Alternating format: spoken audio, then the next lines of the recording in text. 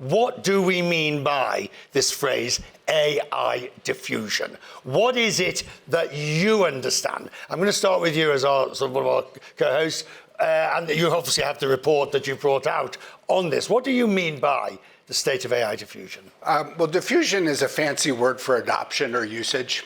So when we say something like 25% of the people in a country are using and have adopted AI and are using it regularly, that's what we refer to as sort of a diffusion index. And there's multiple ways to measure how and how much AI is being used. But this is one of the best early indicators that I think anybody has.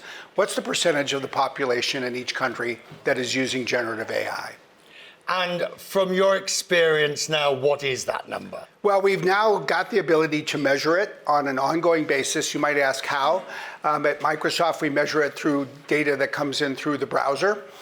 So we're able to anonymize it all, aggregate it all, and know in each country what percentage of people are using it and which model or models they're using.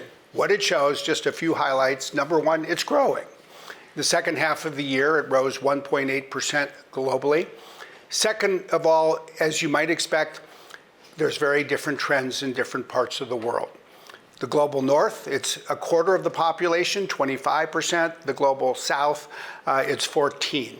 And there's a lot of interesting highs and lows. The two leaders nationally are UAE, 64%, Singapore, 60%. Wow, that is high. Yeah, there's 5 other countries in the 40% population, all in the global north. You go to, and I'm sure we'll talk about this more, with Strive, you get to Africa. South Africa is the high water mark at 23. You think about countries like Nigeria, Kenya, they're below 10%. Most of Africa is below 10%.